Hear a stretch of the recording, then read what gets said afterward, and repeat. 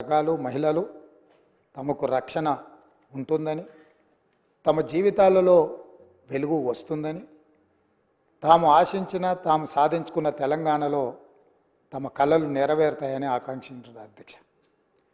9.5 సంవత్సరాల తర్వాత ఈరోజు ఈ సభలో మనందరం మళ్ళీ తెలంగాణ నేపథ్యాన్ని 9.5 సంవత్సరాల గత పాలనలో జరిగిన అంశాలను ప్రస్తావించుకుంటూ ఇంకా కూడా ఆనాటి విధ్వంసకరమైన పరిస్థితులు, ఆధిపత్యం చెలాయించడం, పోలీసులను పెట్టి అణిచివేయడం, ప్రభుత్వం మారినా మన జీవితాలలో మార్పు వచ్చినా ఇంకా భయం మనల్ని వెంటాడుతూనే ఉంది అధ్యక్ష. ఎందుకు నేను ఈ మాట చెప్తున్నా అంటే, ప్రజలు వ్యక్తులకు కుటుంబాలకు వ్యతిరేకంగా స్పష్టమైన తీర్పునిచ్చి మీ విధానాలను, మీ ఆలోచనలను, మీ విధ్వంసకరమైన ధోరణిని మేము తిరస్కరించినము కాబట్టి మీలో మార్పు రావాలి, అందుకే మీ అధికారాన్ని మార్చినము, ప్రధాన ప్రతిపక్షంగా మీ బాధ్యతను నెరవేర్చాలని ప్రధాన ప్రతిపక్ష హోదా వారికి ఇచ్చి ప్రజలు ఇంకొక అవకాశాన్ని ఇచ్చే ప్రయత్నం చేశారు. దురదృష్టవశాత్తు గవర్నర్ గారి ప్రసంగం రోజు ప్రధాన ప్రతిపక్ష నాయకుడు హాజరు కాలేదు. ఈరోజు ఈ చర్చలో అయిన వారు సుదీర్ఘమైన రాజకీయ అనుభవము, పరిపాలనలో వారికి అనుభవం ఉన్నది, 80,000 పుస్తకాలు చదివిన తెలంగాణ రాష్ట్రంలో అందరికంటే అతి గొప్ప మేధావిని అని వారు పదే వారు ప్రస్తావిస్తుంటారు. ఆ మేధావితనం ఈ 4 కోట్ల తెలంగాణ ప్రజల యొక్క అభ్యున్నతి కోసం వారు ఉపయోగించి ఈ సభలో మా ప్రభుత్వం తీసుకుంటున్న నిర్ణయాలను సహేతుకంగా విశ్లేషించి ప్రస్తావించి ఏవైనా సలహాలు సూచనలు ఇచ్చి ఈ ప్రభుత్వం తీసుకుంటున్న నిర్ణయాలలో ఏమైనా ప్రజలకు ఇబ్బంది కలిగే అంశాలు ఏమైనా ఉంటే వాటిని సవరించి వారు సూచన చేస్తే వారి సూచనలు తీసుకొని ప్రతిపక్షాన్ని, ప్రతిపక్ష నాయకుడిని గౌరవించి మా ప్రభుత్వము ప్రజాపాలన అందించాలన్న ఆలోచనతో సభలోకి వచ్చినాం అధ్యక్ష. కానీ ప్రధాన ప్రతిపక్ష నాయకుడు రాకపోవడం, ఆ కుర్చీ ఖాళీగా ఉండడం ఈ సభ యొక్క గౌరవానికి మంచిది కాదని చెప్పి తమరి ద్వారా ప్రతిపక్ష నాయకుడికి సూచన చేస్తున్న అధ్యక్ష. మనల్ని అందరినీ ప్రజలు ఎన్నుకొని ఒకరిని పాలకపక్షంగా, ఇంకొకరిని ప్రతిపక్షంగా, మిగతా పార్టీలను కూడా ఆయా వర్గాల యొక్క గళాన్ని, బాధను వినిపించడానికి ఈ సభలోకి పంపించినప్పుడు మన యొక్క పాత్రలను బాధ్యతాయుతంగా నెరవేర్చాల్సిన అవసరం ఉన్నది. భవిష్యత్తులోనైనా ఆ దిశగా ఈ సభలో ప్రతిపక్ష నాయకుడు అడుగుడు వేయాలని నేను కోరుకుంటున్నాను, భావిస్తున్నాను అధ్యక్ష. ఏది ఏమైనా అధ్యక్ష, మేము ఈ రోజుకి దాదాపుగా డిసెంబర్ 7 నుంచి ఫిబ్రవరి 7 తారీఖు వరకు 60 రోజులు పూర్తి చేసుకున్నాం. ఈరోజు మనం ఫిబ్రవరి నెలలో 9 తారీఖు రోజు, డిసెంబర్ 9 రోజు మేము ఏదైతే నిర్ణయాలు కొన్ని ఇదే అసెంబ్లీలో అమలు చేసినాం, అందులో ప్రధానంగా ఆడబిడ్డలకు ఉచిత బస్సు రవాణా సౌకర్యము, బాధతోని ఆసుపత్రులలో ఆర్థిక భారం ఎక్కువై వైద్యం అందక చాలామంది పేదలు చనిపోతుంటే రాజీవ్ ఆరోగ్యశ్రీ పథకాన్ని అమలు చేయడం జరిగింది. ఈ రోజుకు సరిగ్గా పథకాలు అమలు చేసి 2 నెలలు పూర్తి చేసుకుంటున్న సందర్భంలో ఈ పథకాలు అమలు చేయడానికి సహకరించిన నా మంత్రివర్గ సహచరులకు, మా శాసనసభ్యులందరికీ కూడా మనస్ఫూర్తిగా వారికి అభినందనలు తెలియజేస్తున్నా అధ్యక్ష. అదేవిధంగా అధ్యక్ష, గతంలో జరిగిన చాలా లోపభూష్టమైన నిర్ణయాలు ఉన్నాయి. వాటిని సవరించుకుంటూనే వాటిని సరైన దిశగా తీసుకువెళుతూ ప్రజలకు ఒక మంచి పరిపాలన అందించాలని అహర్నిశలు ప్రతి నిమిషము మా ప్రయత్నం మేము చేస్తున్నాం అధ్యక్ష. ఇందులో భాగంగానే మొన్న జరిగిన క్యాబినెట్లో లేదా గవర్నర్ గారి ప్రసంగంలో కొన్ని ప్రధానమైన అంశాలను మేము పొందుపరచడం జరిగింది. నేను చూసిన డాక్టర్ పల్లా రాజేశ్వర రెడ్డి గారు మాట్లాడేటప్పుడు ప్రభుత్వం తీసుకున్న కొన్ని మంచి పనులను వారు అభినందిస్తారేమో అని, అదేవిధంగా ప్రభుత్వం తీసుకుంటున్న నిర్ణయాలలో ఏమైనా ఒకవేళ వాళ్ళ దృష్టిలో సవరించుకోవాల్సిన సూచనలు ఏమైనా ఉంటే వారు సూచన చేస్తారేమో అని నేను ఆసక్తిగా విన్నా అధ్యక్ష. కానీ వారు ఆ దిశగా మాట్లాడుతున్నట్టుగా లేదు. వాళ్ళ నాయకుడిని ఒప్పించడానికో మెప్పించడానికో మా మీద దాడి చేసినట్టుగానే వారు మాట్లాడుతున్నారు. పర్వాలేదు, వారు అదే వాళ్ళ విధానం అయితే ప్రజలు గమనిస్తూనే ఉన్నారు అధ్యక్ష. అందుకే అధ్యక్ష, ఈ సందర్భంగా మీ ద్వారా 4 కోట్ల తెలంగాణ ప్రజల ముందు కొన్ని అంశాలను నేను ప్రస్తావించదలుచుకున్నా. మా మంత్రివర్గంలో తీసుకున్న నిర్ణయాల మీద ప్రధానంగా తెలంగాణ ఉద్యమం సందర్భంగా ఏ వీధుల్లో చూసినా, ఏ వాహనం చూసినా, చాలామంది ఉద్యమకారుల గుండెల మీద కూడా టీజీ అని పచ్చబొట్టు పొడిపించుకున్న సందర్భాలు, ఉదంతాలు మనం చాలా చూసినాం. బండ్ల మీద రాసుకోవడమే కాదు, ఆనాడు ఏపీ అని ఉంటే ఏపీ వద్దు, టీజీ ఉండాలి, టీజీ కావాలి అని బండ్ల మీద టీజీ రాసుకోవడమే కాదు, గుండెల మీద కూడా పచ్చ పొడిపించుకున్న సందర్భాలు, తమ రక్తాన్ని చిందించి ఆ రక్తంతో గోడల మీద రాతలు రాసిన యువకులు టీజీ అని రాసుకున్నారు అధ్యక్ష. కేంద్ర ప్రభుత్వం కూడా తెలంగాణ రాష్ట్రం ఏర్పడ్డ తర్వాత టీజీ అని వాళ్ళు నోటిఫై చేస్తే జూన్ 2, 2014 నాడు రాష్ట్రం ఏర్పడ్డ మొదటి రోజే ప్రమాణ స్వీకారం చేసిన ప్రభుత్వం టీజీ బదులు టీఎస్ అని చెప్పి వారి రాజకీయ పార్టీకి నకలుగా టీజీని టీఎస్గా మార్చి ఆనాటి ప్రభుత్వం నిర్ణయం తీసుకున్నది అధ్యక్ష. అందుకే మేము జరిగిన తప్పిదాన్ని సవరిస్తూ ఈ రాష్ట్రం టీఎస్ కాదు, తెలంగాణ ప్రజలు కోరుకున్న విధంగా టీజీ ఉండాలి, తెలంగాణ ప్రజల యొక్క ఆత్మగౌరవం, త్యాగాలు ప్రతిఫలించాలి అన్న ఆలోచనతోని మా ప్రభుత్వం, మా మంత్రివర్గం టీఎస్ను టీజీగా మార్చింది. టీజీగా మార్చినందుకు స్వాగతిస్తారనుకున్న ఆ వైపు నుంచి ప్రభుత్వాన్ని అభినందిస్తారనుకున్న అధ్యక్ష. కానీ అది నిరాశన కలిగించింది. అయినా మేమేం అధైర్యపడాలన్న ఆలోచనలో లేము, మేము ముందుకు వెళ్తాం అధ్యక్ష. అదేవిధంగా అధ్యక్ష, అధికారిక చిహ్నం ఎక్కడైనా, ఏ రాష్ట్రంలో అయినా, ఏ దేశంలో అయినా, ఈ ప్రపంచంలో రాచరిక వ్యవస్థను కాదని, ప్రజాస్వామిక పాలన ఉండాలని వేలాది లక్షలాది మంది పోరాట యోధులై యుద్ధంలో ముందు భాగాన నిలబడి రక్తం చిందించి నేల కొరిగి ప్రజాస్వామిక పరిపాలనను సాధించుకున్నారు. ఆ కోవలో భాగంగానే తెలంగాణ రాష్ట్రం నిజాంలకు, రజాకర్లకు వ్యతిరేకంగా నిటారుగా నిలబడి కొట్లాడి విముక్తి పొందినరు. ఇదే కాదు, ఆనాడు కాకతీయ సామ్రాజ్యానికి వ్యతిరేకంగా సమ్మక్క సారలక్క వీళ్ళందరూ పోరాటం చేసి పన్ను కట్టమంటే పన్ను కట్టమని తిరగబడి త్యాగాలు చేసిన సమ్మక్క సారలమ్మ జాతర మనం ఈరోజు ఆదివాసి బిడ్డలు జంపన్న వాగులో తలార స్నానం చేసి అక్కడికి వెళ్ళి దేవుణ్ణి దర్శించుకుంటున్నాం. అలాంటి త్యాగాల పునాదుల మీద ఏర్పడ్డ ఈ తెలంగాణ రాష్ట్రం, పోరాటాలతో ఏర్పడ్డ ఈ తెలంగాణ రాష్ట్రంలో రాష్ట్ర అధికారిక చిహ్నంలో ఒక పక్కన చార్మినార్, ఇంకొక పక్కన కాకతీయుల ఆనవాళ్ళు ఉన్నాయంటే రాచరిక పోకడులు ఏ విధంగా ఉన్నాయి? పాలకుల యొక్క ఆలోచన ప్రజాస్వామ్యానికి వ్యతిరేకంగా రాచరిక పోకడలతో రాష్ట్ర అధికారిక చిహ్నంలో రాచదర్పాలు ఉట్టిపడుతుంటే ఇంకా కూడా మనము గులాములుగా వెట్టి చాకిరి చేస్తూ బ్రతకాల్సిందేనా అన్న ఆలోచనతోటి మా మంత్రివర్గం అంతా ఆలోచన చేసి రాచరిక పోకడలు, రాచరికపు ఆనవాళ్ళు ఉండడానికి వీల్లేదు. ఈ రాష్ట్రం ప్రజాస్వామిక రాష్ట్రం, ఈ రాష్ట్రంలో ప్రజలు ఎన్నుకున్న ప్రభుత్వం ఉంది, ప్రజాపాలన సాగుతుంది అని చెప్పి అధికారిక చిహ్నాన్ని మార్చాలన్న నిర్ణయం తీసుకున్నాం. ఆ నిర్ణయాన్నైనా వాళ్ళు స్వాగతిస్తారేమని చూసినాం అధ్యక్ష. గవర్నర్ గారి ప్రసంగంలో ఈ అంశాలన్నీ కూడా ప్రస్తావించిన ఎక్కడ కూడా వాళ్ళ యొక్క సానుకూలత ఈ విషయంలో కనిపించలేదు అధ్యక్ష. అదేవిధంగా అధ్యక్ష, మనమందరం తెలంగాణ బిడ్డలం. దళితులు, గిరిజనులు, బలహీన వర్గాలు, తండాలలో, గూడెలలో, ఆదివాసీలు, అడవి బిడ్డలు, మైనారిటీలు, మహిళలు, మన అందరికీ తెలంగాణ తల్లి అంటే మన అమ్మ, మన అక్క, మన సోదరి.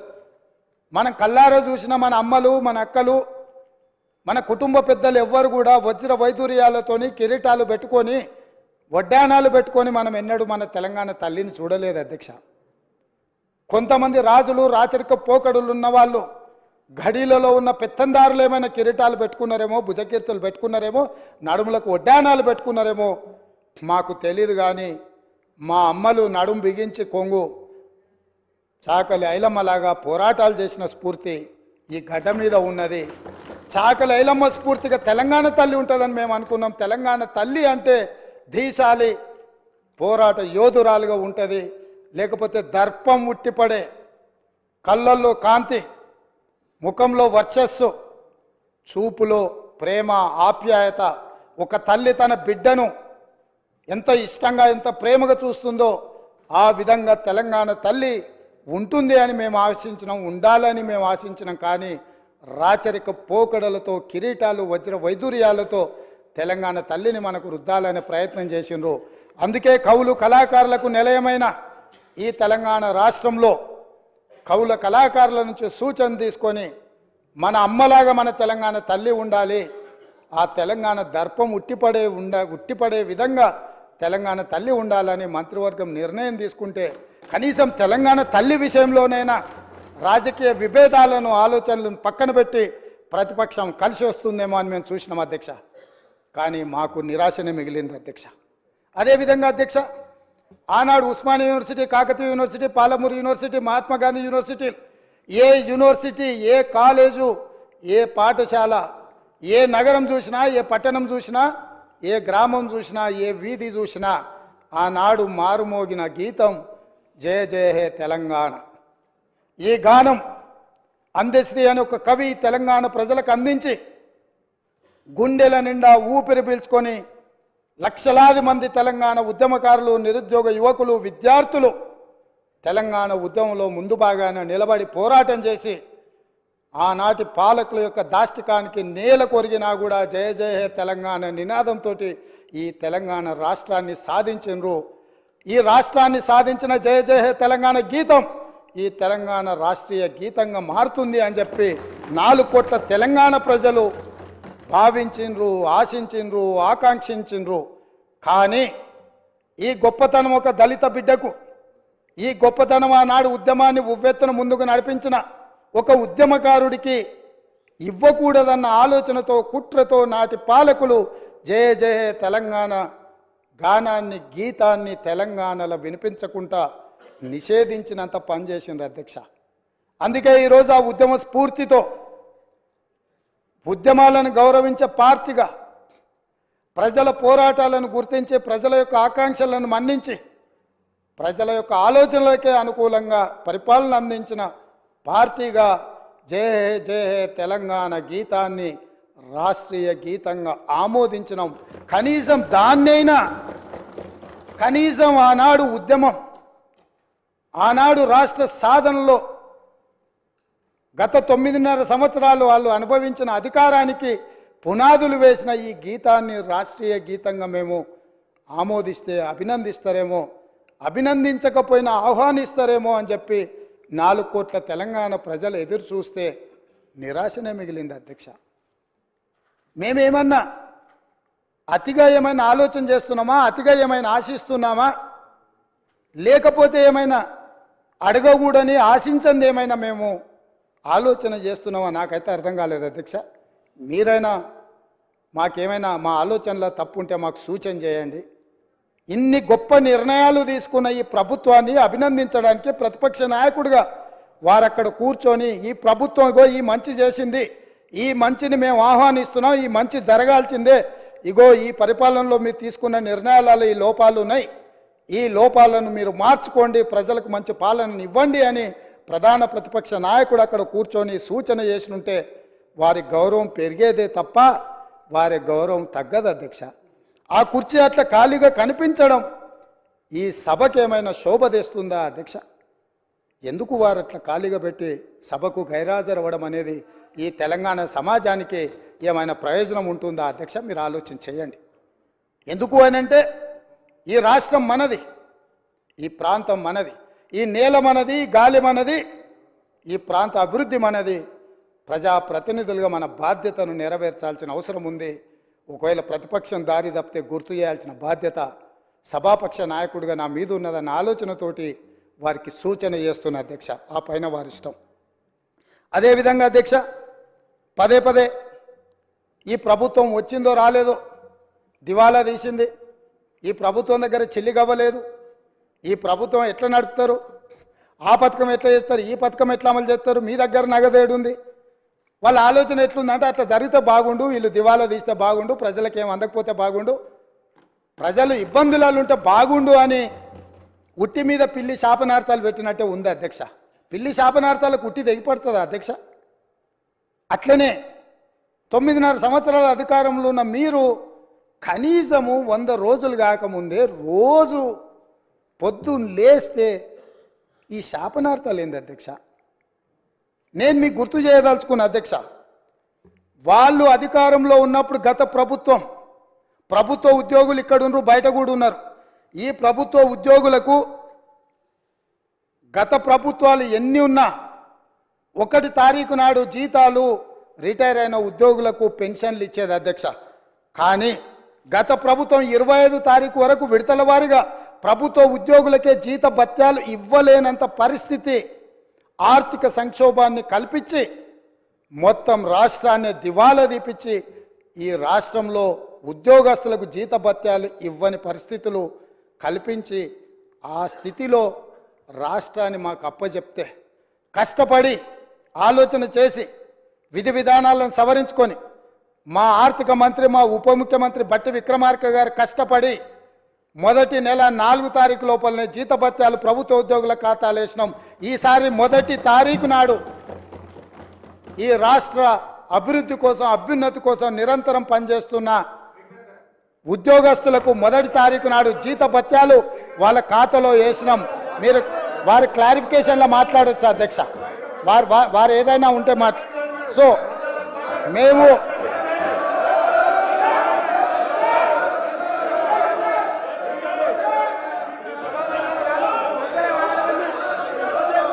అధ్యక్ష దాదాపుగా మొదటి తారీఖు నాడు 4,800 కోట్ల రూపాయలు ప్రభుత్వ ఉద్యోగులకు, పెన్షన్దారులకు. Speaker sir, I'm not yielding. శాసనసభ వ్యవహారాల మంత్రిగా వారు పనిచేసిన అనుభవం ఉంది హరీష్ రావు గారికి. శాసనసభ వ్యవహారాల మంత్రిగా సభానాయకుడు నిలబడి మాట్లాడుతున్నప్పుడు కనీస గౌరవం కానీ పాటించాల్సిన బాధ్యత వారి మీద ఉన్నది. కాబట్టి ప్రభుత్వ ఉద్యోగులకు, పెన్షన్దారులకు ఈ నెల మొదటి తారీఖు నాడు మేము జీత భత్యాలు వాళ్ళ ఖాతాలో వేసినాం అధ్యక్ష. కనీసం ఈ విషయమైనా వారు అభినందిస్తారేమని మేము ఆలోచన చేసినాం అధ్యక్ష. అయినా వాళ్ళకి మనసు రాలేదు అధ్యక్ష. ఎందుకంటే ప్రజాస్వామిక పరిపాలననే వాళ్ళకు నచ్చదు. కాబట్టి వాళ్లకు అభినందించాలన్న ఆలోచననే రాలేదు అధ్యక్ష. అదేవిధంగా పదే రైతు బంధు గురించి, రైతు బంధు పడలేదని రైతులను నిజంగానే వీళ్ళు రాజులను చేసినట్టుగా ఇట్లాంటి మాటలతో ఇంకా భ్రమలు పెట్టాలనే ప్రయత్నం చేస్తారు అధ్యక్ష. ఈరోజు నేను మీకు గుర్తు చేయదలుచుకున్నా అధ్యక్ష, మీ ద్వారా వాళ్ళకు కూడా గుర్తు చేయదలుచుకున్నా. ఆర్థిక మంత్రి అక్కడనే ఉన్నాడు, లెక్కలు ఇక్కడనే ఉన్నాయి. ఈ లెక్కలన్నీ నేను చెప్తాను, కాదంటే వారి అవకాశం వచ్చినప్పుడు మీ అనుమతితో వారు మాట్లాడమన్నారు అధ్యక్ష. రైతు బంధు ఇంకా వేయలేదు, ఎక్కడ పోయింది ప్రభుత్వం చెప్పిండ్రు కదా, పదే మాట్లాడుతున్నారు అధ్యక్ష.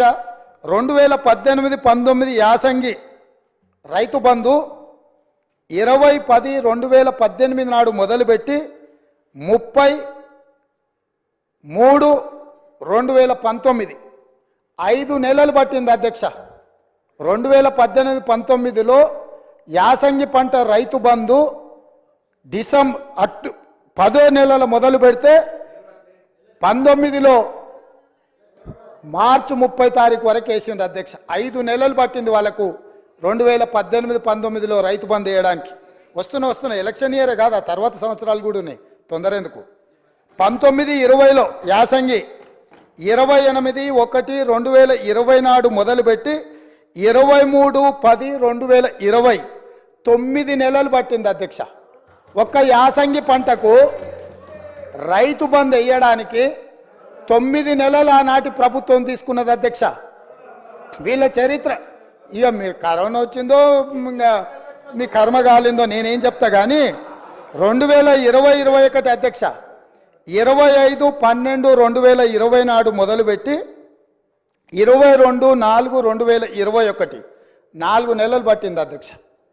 2020-21 సంవత్సరంలో యాసంగి పంట.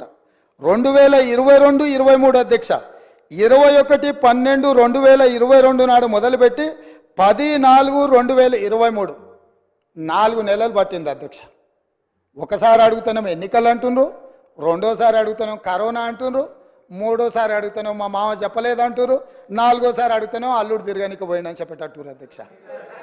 ఎట్లా అధ్యక్ష మీ పరిపాలన? స్పష్టంగా అధికారిక లెక్కలు ఈ రకంగా చెప్తుంటే మేము వచ్చిందే మొన్న 60 రోజులు కాలేదు, ఆల్రెడీ మేము క్లియర్గా చెప్పినాము 100 రోజుల్లో వాటిని పూర్తి చేస్తామని. అయినా అప్పుడే రైతు బంధు ఇవ్వలేదు అని గగ్గోలు పెట్టి రైతులను రెచ్చగొట్టాలన్న ప్రయత్నం చేస్తే రైతులేమన్నా అమాయకుల అధ్యక్ష? వాళ్ళకి తెలీదా ఎవరి చిత్తశుద్ధి ఏంది, ఎవరి ఆలోచన ఏంది, ఎవరు ఏం చేస్తుండ్రో, ఎవరు ఏ రకంగా వ్యవహరిస్తుండ్రో తెలీదా అధ్యక్ష? అదేవిధంగా అధ్యక్ష ఆర్టీసీ బస్సు మహిళల గురించి వీళ్ళు మాట్లాడుతున్నది, వాళ్ళకు నష్టం జరిగింది ఆటో డ్రైవర్లని. ఒక ఆయన ఆటో రాముడు కృష్ణానగర్లో మొత్తం సినిమాకి సంబంధించిన వాళ్ళే ఉంటారు, సురభి నాటకాలు వేసేవాళ్ళు, సినిమాలో చిత్రసీమలో ఎక్స్ట్రా క్యారెక్టర్స్ అంటారు, ఏమంటారు వాళ్ళను? ఎక్స్ట్రా అంటే ఎక్స్ట్రా ఆర్టిస్టులు అంటే ఏమంటారు? జూనియర్ ఆర్టిస్టులు కృష్ణానగర్లు ఉంటారు. టీఆర్ఎస్లో ఒక జూనియర్ ఆర్టిస్టు ఆడేదో సమావేశానికి పోయిందంట, ఆడ ఆటో కనిపించిందంట, ఆటో ఎక్కి ఆటో రాముడు ఆఫీస్కి పోయిందంట. మళ్ళీ దాంట్లో మాత్రము లోపల కెమెరా పెట్టిరు అధ్యక్ష, ఆయన ఎక్కింది దిగింది షూటింగులు చేయడానికి. ఏంది అధ్యక్ష ఈ డ్రామా? ఏంది డ్రామా? ఏంది ఇది?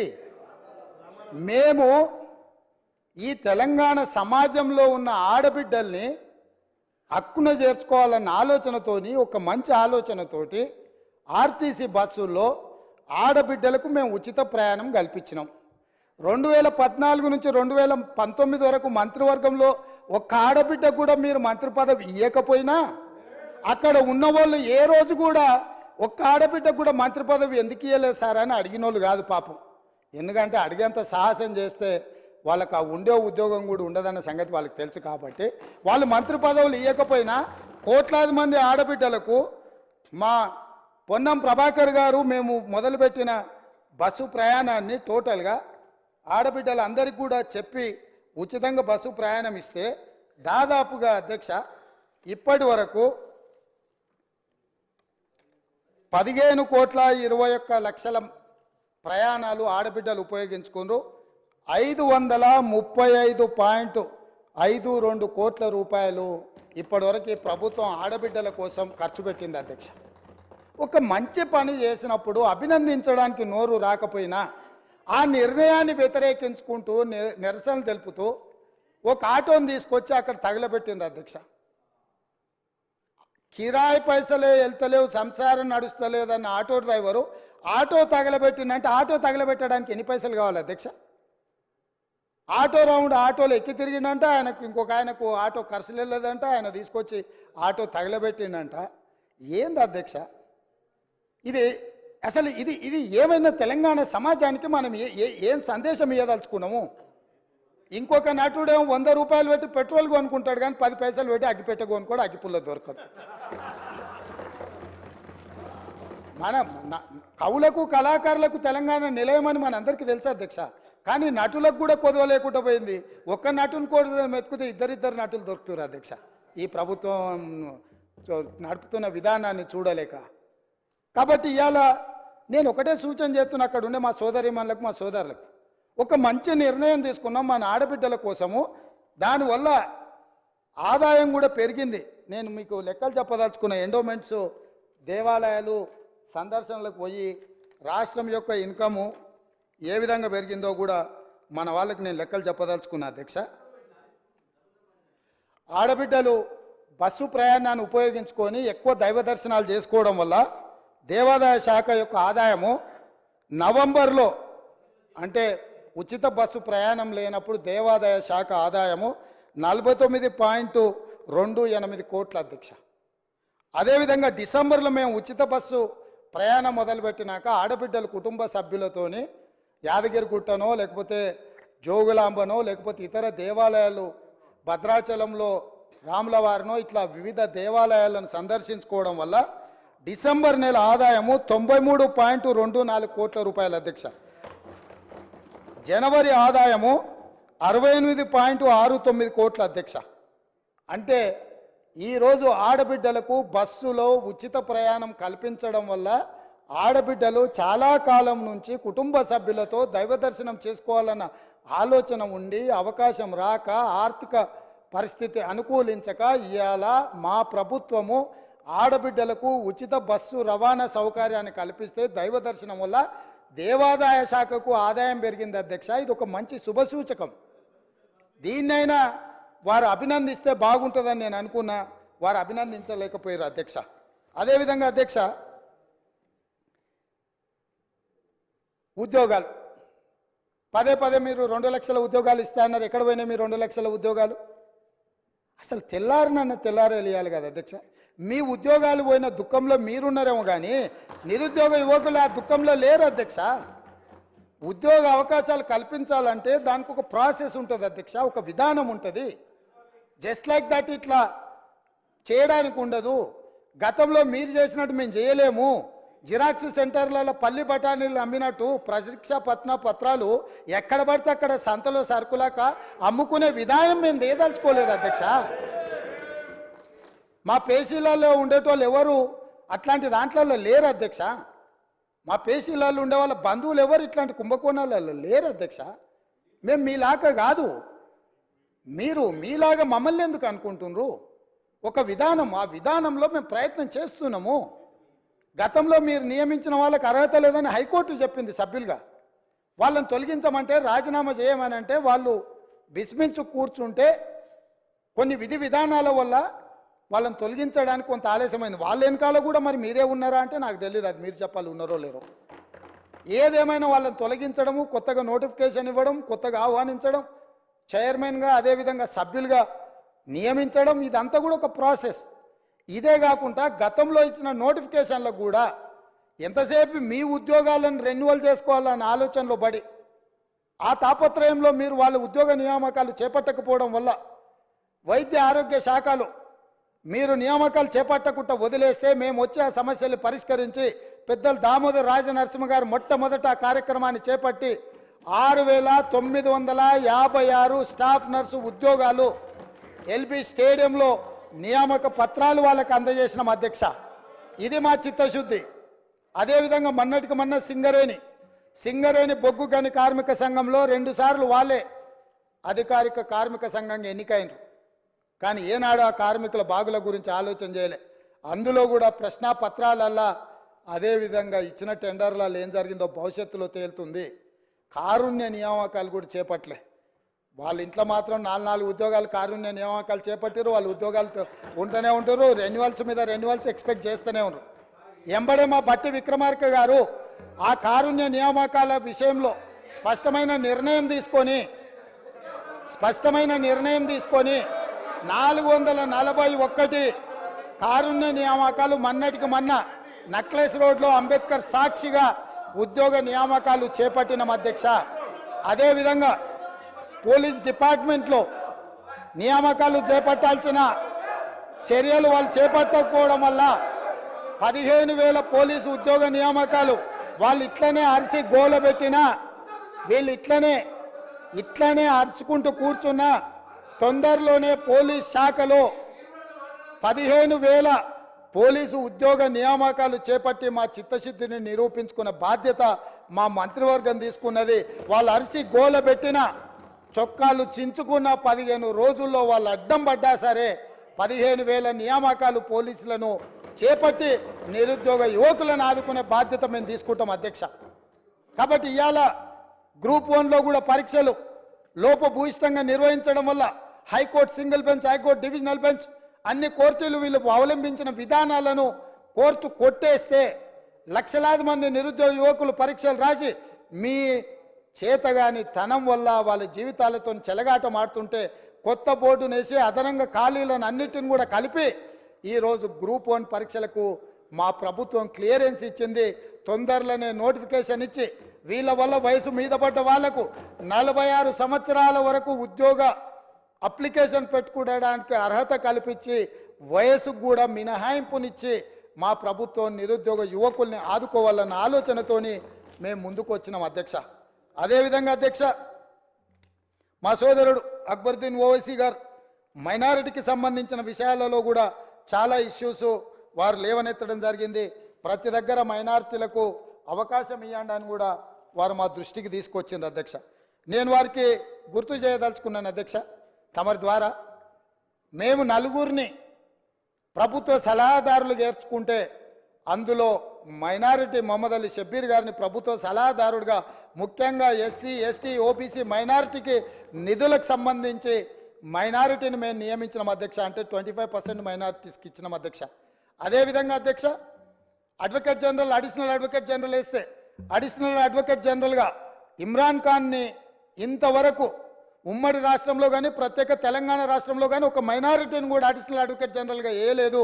మా ప్రభుత్వం వచ్చిన తర్వాత ఒక మైనారిటీని ఇమ్రాన్ ఖాన్ అని అడిషనల్ అడ్వకేట్ జనరల్గా ఒక మైనారిటీని వేసినాం అధ్యక్ష. అదేవిధంగా ముఖ్యమంత్రి గారి పేసీలో ఆనాడు రాజశేఖర రెడ్డి గారు ఉన్నప్పుడు జన్నత్ హుస్సేన్ అని ఒక మైనారిటీకి సంబంధించిన ఐఏఎస్ అధికారిని నియమిస్తే ఈనాడు మా ప్రభుత్వం మా ముఖ్యమంత్రి కార్యాలయంలో మేము షానవాజ్ కాసిం అనే ఐపీఎస్ ఆఫీసర్ని మా ముఖ్యమంత్రి కార్యాలయంలో మైనారిటీకి మేము అవకాశం ఇచ్చినాం అధ్యక్ష. అదేవిధంగా అధ్యక్ష, మేము టీఎస్పీఎస్సీలో ఆనాడు వాళ్ళు ఒక మైనారిటీకి అవకాశం ఇవ్వలే, కానీ మా ప్రభుత్వం తెలంగాణ పబ్లిక్ సర్వీస్ కమిషన్లో నియామక బోర్డులో ఆమేర్ ఉల్లా ఖాన్ అని మేము board member Indian postal service అధికారిని ఈరోజు మేము అందులో మైనారిటీకి అవకాశం కల్పించినాం అధ్యక్ష. అంటే మా ప్రభుత్వం ఏ విషయంలో అయినా మైనారిటీల యొక్క హక్కులకు, మైనారిటీలకు రావలసిన వాటాలను, కోటాలను చాలా చిత్తశుద్ధితో వీటిని అమలు చేస్తాం. గవర్నర్ గారి కోటాలో మేమిద్దరిని ఎమ్మెల్సీలు చేస్తే ఒక ఎమ్మెల్సీని మైనారిటీ నియమించడం ద్వారా రాజకీయంగా కూడా వాళ్ళకు వేదిక కల్పించాలన్న ఆలోచనతోటి మైనారిటీలకు మేము అవకాశం కల్పించినాం అధ్యక్ష. ఈ ప్రభుత్వం క్రిస్టియన్ మైనారిటీ కానీ, ముస్లిం మైనారిటీ కానీ, సిక్ మైనారిటీలకు సముచితమైన స్థానం కల్పించడంలో, మైనారిటీ హక్కులను రక్షించడంలో మా ప్రభుత్వానికి చిత్తశుద్ధి ఉంది. ఇంకా ఏమైనా ఉంటే కూడా ఎంఐఎం పార్టీ తరఫున అక్బరుద్దీన్ ఓవైసీ గారు ఏమైనా సూచనలు చేస్తే కూడా తప్పకుండా వాటన్నిటిని కూడా పరిగణలోకి తీసుకొని ముందుకు వెళ్తామని నేను చెప్తున్నా అధ్యక్ష.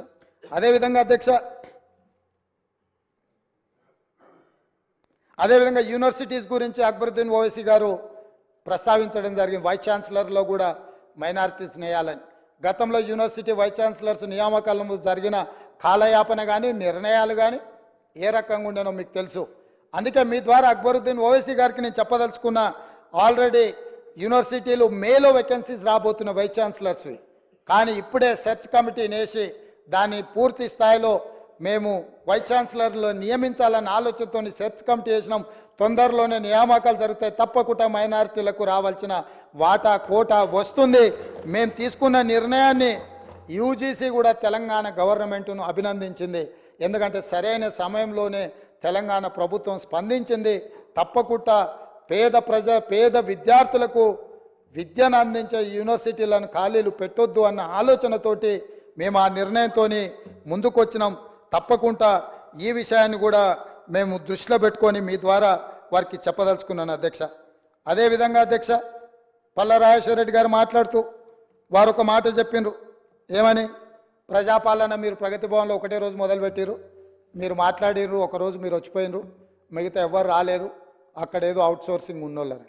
నేను వారికి సూచన చేయదలుచుకున్నాను. ఎందుకంటే వారు 2 సార్లు శాసనమండలి సభ్యుడిగా డాక్టరేట్ చదువుకున్నారు, వారికి పరిపాలన పట్ల, అందులో ఆనాటి ముఖ్యమంత్రి గారికి కుడి భుజంగాను ఎడమ భుజంగాను ప్రభుత్వ నిర్ణయాలలో వాళ్ళు చాలాసార్లు ఉన్నారు. ఎందుకనంటే వారికి పరిపాలన పట్ల నేను మొదలుపెట్టిన రోజు స్పష్టంగా చెప్పిన మంగళవారము శుక్రవారము ఇక్కడ ప్రజల తరఫున ఇక్కడ ప్రభుత్వము ఉంటుంది.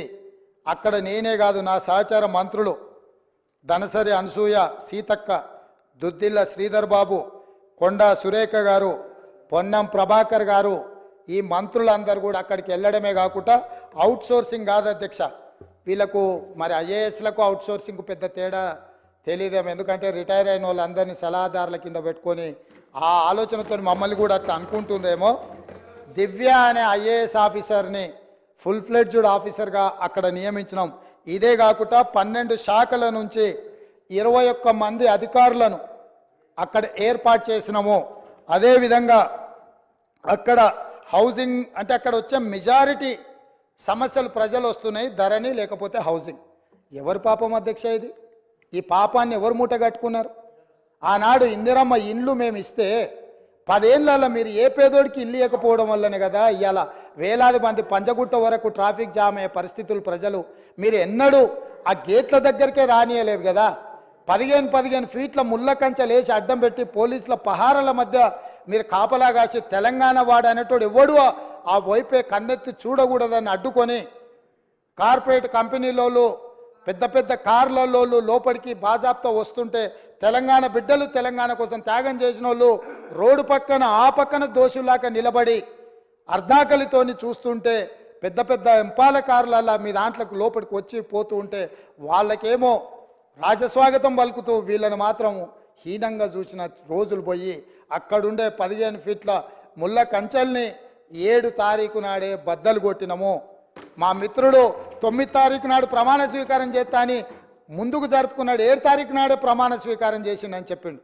అవును, 9 బదులు 7 నాడే చేసిన. ఎందుకనంటే మాకందరికి ఆతృత ఉండే ఈ ముళ్ళ కంచెల్ని అర్జెంటుగా బద్దలు కొట్టాలి, ఆ గేట్లు బద్దలు కొట్టి తెలంగాణ బిడ్డల ప్రగతి భవన్ పేరు మీద గడిని నిర్మించుకొని దుర్మార్గమైన పాలన అందిస్తున్న ఆనవాళ్లను నేలమట్టం చేయాలన్న ఆలోచనతోని 9 తారీఖు అనుకున్న ప్రమాణ స్వీకారాన్ని 7 తారీఖు నాడు ఏ నిమిషంలో మేము ప్రమాణ స్వీకారం మొదలుపెట్టినామో ఆ నిమిషంలోనే ఆడ గేట్లు బద్దలు కొట్టి తెలంగాణ ప్రజలకు ప్రవేశం కల్పించినాం.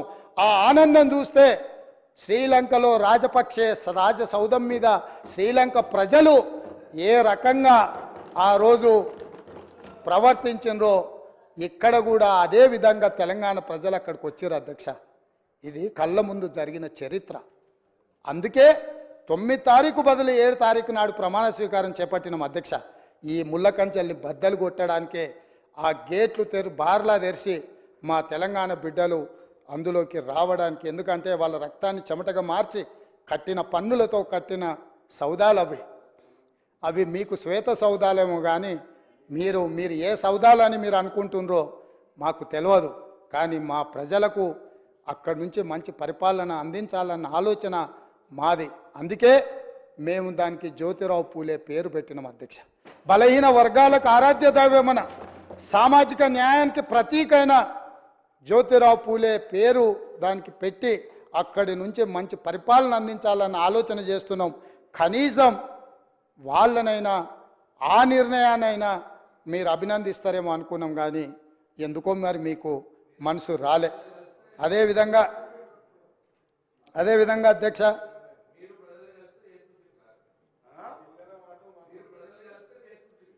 అదే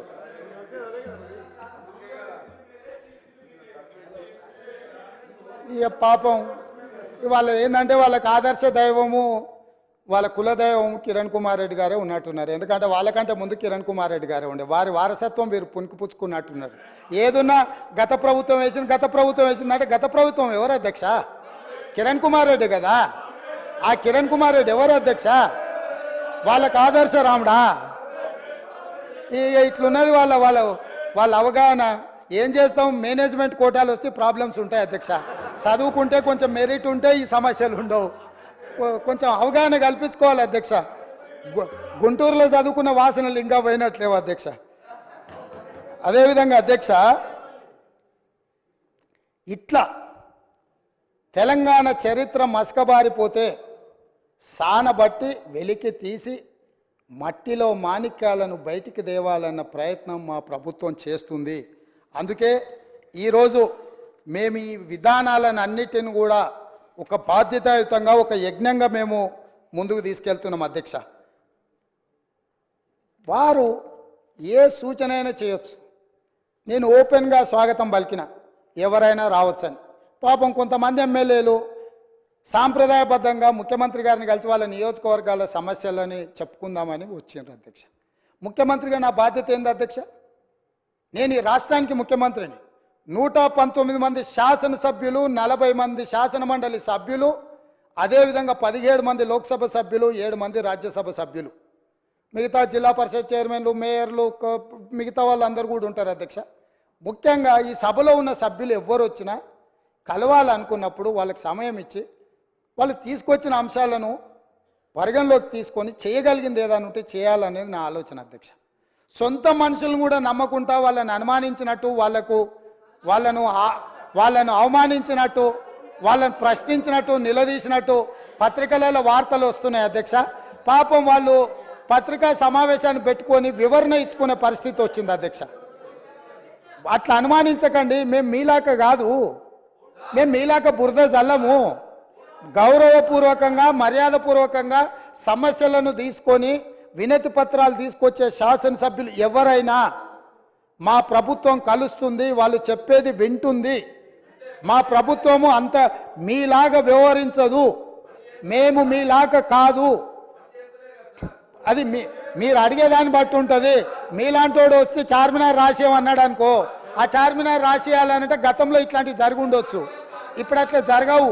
ఇప్పుడు మంచి ఏదన్నా ఉంటే ప్రజలకు ఉంటే తప్పకుండా చేస్తాం అధ్యక్ష. అదేవిధంగా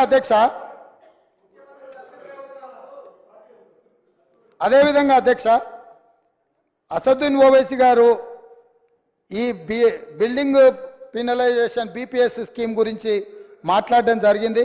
హైకోర్టులో స్టే ఉంది.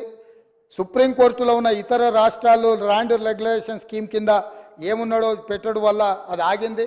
డెఫినెట్గా అడ్వకేట్ జనరల్తో మాట్లాడి ఈ విషయాలన్నిటిని కూడా పరిగణలోకి తీసుకొని తప్పకుండా వాటిని కూడా పరిష్కరిస్తాం అధ్యక్ష. అదేవిధంగా అధ్యక్ష పెన్షన్ గురించి, ఓల్డేజ్ పెన్షన్స్ గురించి కూడా పడట్లేదు అంటారు అధ్యక్ష. అసలు 2 నెలల ఆలస్యంగా గత ప్రభుత్వంలో చాలాసార్లు ఇచ్చారు అధ్యక్ష. ఈసారి ఇప్పటికే 80% ఓల్డేజ్ పెన్షన్స్ ఇవ్వడం జరిగింది. మిగతా 20% కూడా ఈ నెల 15 తారీఖు లోపల ఆ పెద్ద మనుషులకు వాళ్ళ కుటుంబాలను ఆదుకోవడానికి వాళ్ళ ఖాతాలో పెన్షన్ నిధులు వేసే బాధ్యత మా ప్రభుత్వం తీసుకుంటుంది అధ్యక్ష. తప్పకుండా 80% వేసినాం. మేము మీలాక అబద్ధాలు చెప్పం.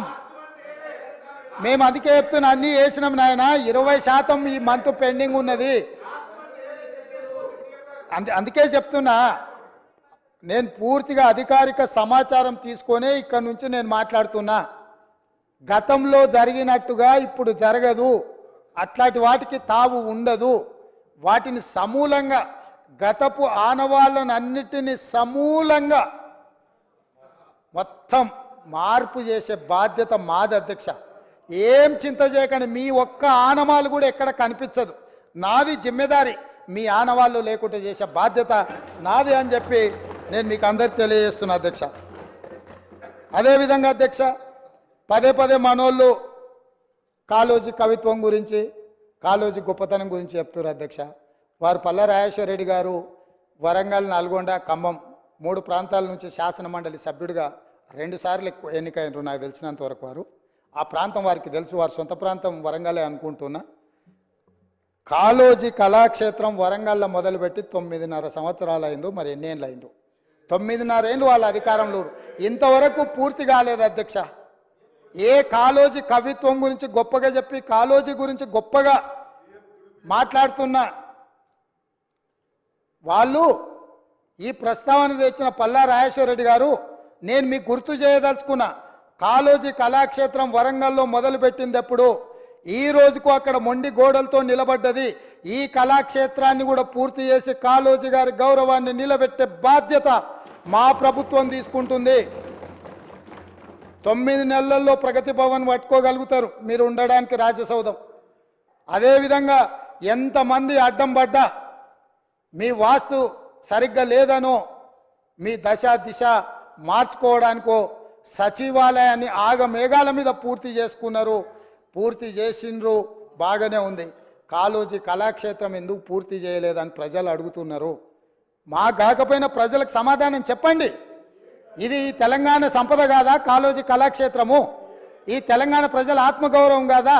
కాళోజీ కళాక్షేత్రాన్ని కూడా 9.5 సంవత్సరాలు సమయం ఇచ్చిన పూర్తి చేయలేని ప్రతిపక్షం మమ్మల్ని మీరు అది చేయలేదు, మీరు ఇది చేయలేదు, మీరు చెప్పిందంత ఏమైంది అని ఏం మాట్లాడుతున్నారు అధ్యక్ష? మాట్లాడే ముందు ఒక్కసారి జీడిగింజను అడిగినరంట, ఏంది నీ సంగతి అని. నాకేడి సిగ్గు, నేను మొత్తం నల్లగానే ఉన్నా కదా, ఏ పక్క చూసినా అని అన్నదంట. గట్లనే ఉంది మీరు చేసే వ్యవహారం అంతా. అదేవిధంగా అధ్యక్ష, ప్రాజెక్టులు దీని విషయం కొంచెం మనం మాట్లాడుకోవాలి. ఎందుకనంటే 5 సంవత్సరాలు హరీష్ రావు గారు, 5 సంవత్సరాలు కల్వకుంట్ల చంద్రశేఖరరావు గారు సాగునీటి పారుదల శాఖ మంత్రులుగా పనిచేసిండ్రు.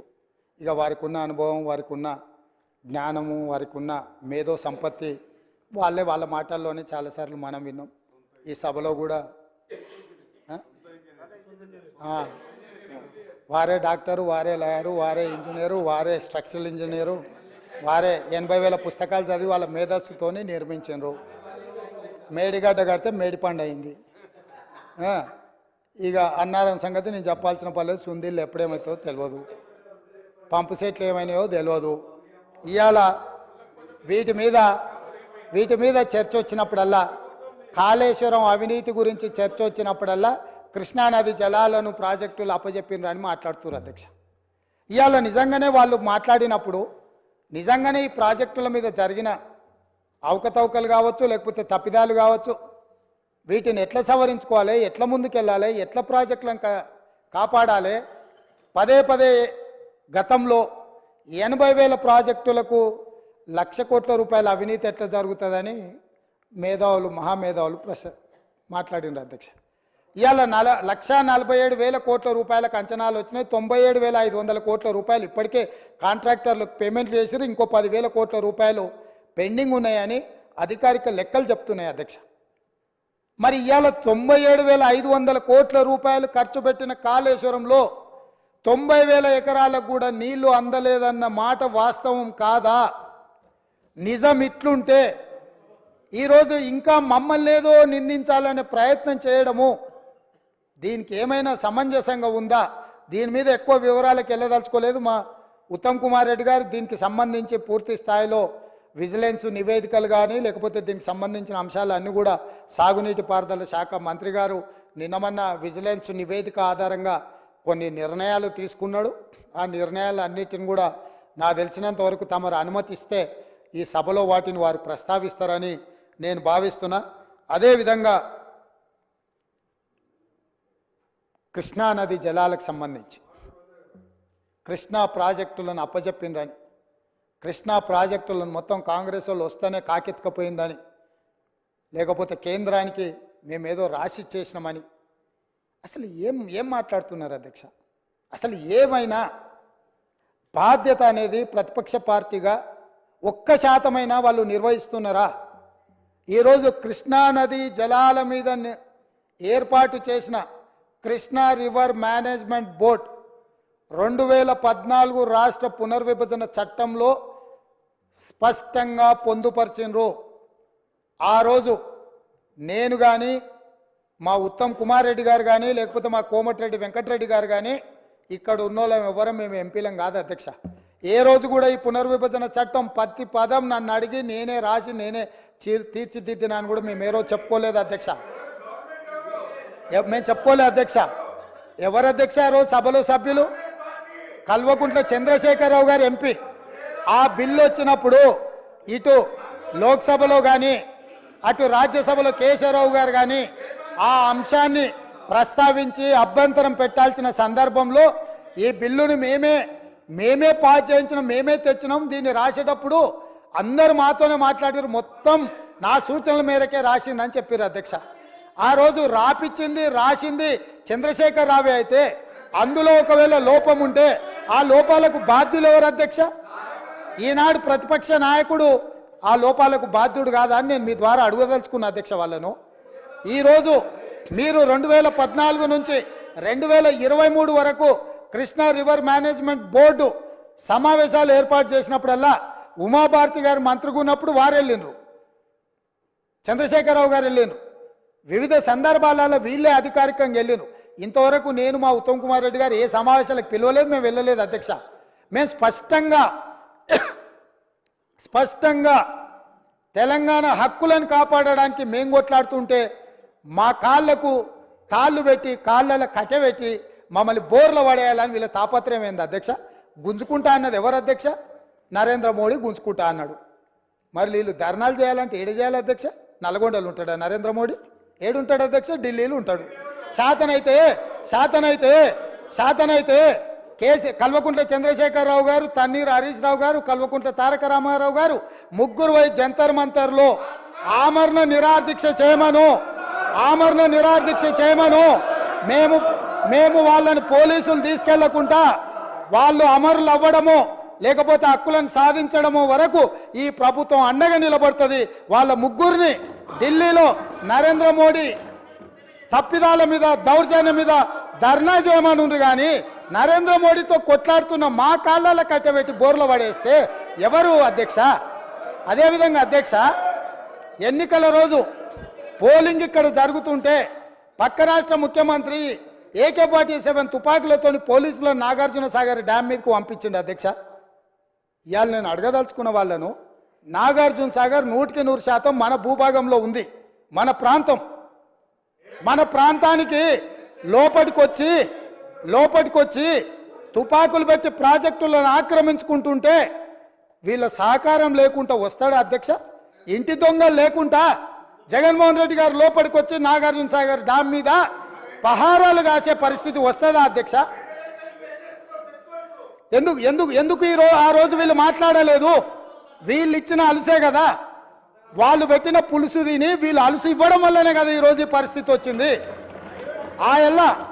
ఆయల్లో రాయలసీమకు పోయినప్పుడు కల్వకుంట్ల చంద్రశేఖరరావు గారు, ఈనాటి మంత్రి శ్రీమతి రోజా గారు పెట్టిన రాగి సంకటి రొయ్యల పులుసు తిని రాయలసీమను రతలాలసీమం చేస్తా అని చెప్పి మాట ఇచ్చి బేసిన్లు లేవు, బేసిజాలు లేవు, మీరు కొట్టుకపోండి అన్నాడు. వాళ్ళు కొట్టుకపోయారు. ఇప్పుడు మేము వచ్చినాక అట్టెట్లా కొట్టుకపోతాడంట? ఎవరు అధ్యక్ష బాధ్యత ఎవరు వహించాలి? నీ కళ్ళ ముందే కదా ముచ్చుమర్రి చంద్రబాబు నాయుడు కట్టింది, నీ కళ్ళ ముందే కదా రాజశేఖర రెడ్డి పోతిరెడ్డి పాడును 44,000 క్యూసెక్లకు పెంచి తరలించకపోయింది, నీ కళ్ళ ముందలనే కదా నీ ఇంట్లో పంచపక్ష ప్రమాణాలు జగన్మోహన్ రెడ్డి గారికి పెట్టి జీవో నెంబర్ 203ను నీ ఇంట్లోనే పునాదులేసి రాయలసీమ లిఫ్ట్ ఇరిగేషన్కు ప్రగతి భవన్లో కేసీఆర్ గారి డైనింగ్ టేబుల్ మీద పునాది రాయబడ్డది. దానికి పునాది రాయేసింది మీరే కదా. 8 TMCలు పర్ డే తరలించకపోవడానికి అనుమతి ఇచ్చింది, టెండర్లు పిలిచింది, కాంట్రాక్టులు అప్పచెప్పింది, పనులు పూర్తి చేసింది మీరు అధికారంలో ఉన్నప్పుడే కదా అధ్యక్ష. మీరు మొత్తం కృష్ణానది జలాలు మహారాష్ట్ర కర్ణాటక దాటి మహబూబ్ నగర్ జిల్లాలో జూరాల నుంచి పాలమూరులో కలంపూర్లో ఎంటర్ అయి తుంగభద్ర నదిలో వచ్చే నీళ్లు, తుంగభద్ర నుంచి వచ్చిన సుంకేశ్లకు వచ్చిన నీళ్లు, సుంకేశ్ల నీళ్లు జూరాల నీళ్లు కలిసి ప్రయాణమై పాలమూరు జిల్లా నుంచి మొదలై రాయలసీమలకు పోయి నంద్యాల నుంచి తిరుక్కొని శ్రీశైలం ప్రాజెక్టు మీదకి వచ్చినప్పుడు శ్రీశైలం ప్రాజెక్టు కొంత తెలంగాణలో ఉంటే కొంత ఆంధ్రాలో ఉంది అధ్యక్ష. అంతకుముందు ప్రాజెక్టు లేవు. అంతకుముందు పోతిరెడ్డిపాడు 11,000 క్యూసెక్స్ ఉండే, అది 44,000 క్యూసెక్స్కి పెరిగింది. అంతకుముందు లేని రాయలసీమ లిఫ్ట్ ఇరిగేషన్ ఇవ్వాలా 8 TMCలు తరలించడానికి లిఫ్ట్ ఇరిగేషన్లు కట్టినరు. ముచ్చుమర్రి నుంచి 1/2 TMC కట్టిరు అధ్యక్ష. మొత్తం 12.5-13 TMCలు పర్ డే. ఒక్క నెల రోజులు మనం కళ్ళు మూసుకుంటే శ్రీశైలంలో బురద కూడా ఉండదు అధ్యక్ష. రాయలసీమ లిఫ్టు 797 FRL దగ్గర కట్టిరు అధ్యక్ష. కుండ ఇట్లుంటే కుండకు సైడ్కు పొక్క పెట్టలే అధ్యక్ష, కింద పెట్టిండు. కింద వీళ్ళు పిలిచి పంచపక్ష ప్రమాణాలు వీళ్ళు పెట్టిండ్రు, జగన్మోహన్ రెడ్డి వీళ్ళ కింద బొక్క పెట్టిండు అధ్యక్ష. బొక్క పెట్టి మొత్తం తరలించకపోతుంటే మిన్నకుండా ఉన్న మీళ్ళు ఇవాళ నేను సూటిగా అడుగుతున్న హరీష్ రావుని మిత్రుణ్ణి, రాజకీయాలు పక్కన పెట్టండి, రాజకీయాలు పక్కన పెట్టండి, మీరు బాధ్యత కలిగిన మంత్రిగా చెప్పు. ఇవాళ రాయలసీమ జిల్లాలో ఉన్న మీ అవకాశం వచ్చినప్పుడు స్పీకర్ గారు అనుమతి తీసుకొని మీ అవకాశం వచ్చినప్పుడు తప్పకుండా చెప్పదు. I'm not yielding. నీకు ఇస్తాడు మైకు స్పీకర్ గారు, నేను కాదు ఇవ్వాల్సింది. స్పీకర్ సార్, ఇవాళ మన భూభాగంలో ఉన్న నాగార్జున సాగర్ మీదికి తుపాకులతో జగన్మోహన్ రెడ్డి వచ్చి ఆక్రమించుకుంటే చేతగాని సన్నాసులాక ఇక్కడ ప్రభుత్వం చూస్తుంటే, ఇవాళ రాయలసీమలో ఉన్న ప్రాజెక్టుల నుంచి నీళ్లు తరలించకపోతుంటే ఎవరు అడ్డుకోవాలి అధ్యక్ష? ఎవరు అడ్డుకోవాలి? ఒక్క పక్కన వాళ్ళు ప్రాజెక్టులు పూర్తి చేసుకుంటుంటే వీళ్ళు ఇక్కడ ఆనాడు కోమటిరెడ్డి వెంకటరెడ్డి గారు కొట్లాడి నల్గొండ జిల్లాలో ఉన్న ఫ్లోరైడును అక్కడి బాధితులను ఆదుకోవడానికి ఎస్ఎల్బిసి ప్రాజెక్టు మంజూరు చేయించి 42 కిలోమీటర్ల tunnel Rajiv Gandhi tiger reserve ఫారెస్ట్లో పర్యావరణ అనుమతి లేకపోతే టన్నెల్ బోర్ మిషన్ తోటి ఆ గుట్టను తొలిసి నీళ్లు దేవాలని 42 కిలోమీటర్ల టన్నెల్ని మొదలుపెట్టించి 2014 వరకు 32 కిలోమీటర్ల టన్నెల్ కొట్టిండ్రు అధ్యక్ష. తెలంగాణ వచ్చినాక వీళ్ళకి అప్పచెప్తే 10 కిలోమీటర్లు పూర్తి చేస్తే సంవత్సరంలో పూర్తి చేయాల్సిందని 10 ఏళ్ళలో కలిసి 1.5 కిలోమీటర్లు పూర్తి చేసారు అధ్యక్ష. ఇంతకంటే చేతగానితనము తెలంగాణ ద్రోహి ఎవడని ఉంటాడా అధ్యక్ష? ఒకవేళ ఆ ప్రాజెక్టు పూర్తి అయిన ఉంటే నల్గొండ జిల్లాలో 3,64,000 ఎకరాలకు గ్రావిటీ ద్వారా నీళ్లు వచ్చే ప్రాజెక్టును పడావు పెట్టి ఈరోజు మీరు వదిలేసినందుకు ఇవాళ నల్గొండ జిల్లా రైతుల మీద మరణ శాసనం వాళ్ళు రాసిండ్రు అధ్యక్ష. అదేవిధంగా కల్వకుర్తి లిఫ్ట్ ఈనాటికి పూర్తి చేయలే. పాలమూరు రంగారెడ్డిలో 27,000 కోట్ల రూపాయలు ఖర్చు పెడితే గుంట భూమికి కూడా నీళ్ళు ఇవ్వలే. ఇవాళ కల్వకుర్తి, పాలమూరు రంగారెడ్డి, ఎస్ఎల్బిసి ఈ ప్రాజెక్టులన్నీ పూర్తయితే కూడా పర్ డే మనం 2 టీఎంసీల నీళ్లు కూడా తీసుకోలేము అధ్యక్ష. ఇవాళ నేను చెప్పదలుచుకున్న అధ్యక్ష, ఆంధ్రప్రదేశ్ రాష్ట్రంలో పూర్తి చేసుకున్న ప్రాజెక్టులు 12.5 టీఎంసీలు పర్ డే తరలించకపోవడానికి ఉంటే తెలంగాణలో కృష్ణానది మీద కట్టిన ప్రాజెక్టులు మొత్తం కలిపి 2 టీఎంసీలు కూడా కాదు అధ్యక్ష. 10 ఏళ్ళ అవకాశం ఇచ్చిన ఈ పాలమూరు రంగారెడ్డి లేకపోతే కల్వకుర్తి లేకపోతే ఎస్ఎల్బిసి పూర్తి చేయకపోవడానికి వీళ్ళు కారణం కాదా అధ్యక్ష? ఇంత అన్యాయము ఉమ్మడి రాష్ట్రంలో కూడా తెలంగాణ ప్రాంతానికి జరగలేదు. వీళ్ళ పాలనలో తెలంగాణ ప్రజల పట్ల కృష్ణానది జలాల మీద మరణ శాసనం రాసిండ్రు అధ్యక్ష. వీళ్ళు ఇవాళ నేను అడుగుతున్నా వీళ్ళను అధ్యక్ష, ఇవాళ వీళ్ళని నేను అడుగుతున్నా, మీకు ఏమైనా చిత్తశుద్ధి ఉంటే మేము చేసే ప్రయత్నంలో, మేము చేస్తున్న పోరాటంలో రాజకీయాలు పక్కన పెట్టి ముందుకు రావాలి కానీ మా కాళ్ళలో కట్టెపెట్టి కింద పడేస్తే ఏమవుతుంది అధ్యక్ష? వీళ్ళకి అధికారం వచ్చుడు సంగతి దేవుడు ఎరుగు కానీ తెలంగాణ రైతుల జీవితాలతో చెలగాటం ఆడుతున్నారు అధ్యక్ష రాజకీయ స్వార్థం కోసము. ఇదా అధ్యక్ష? ఇదా వీళ్ళ నుంచి ఆశించేది?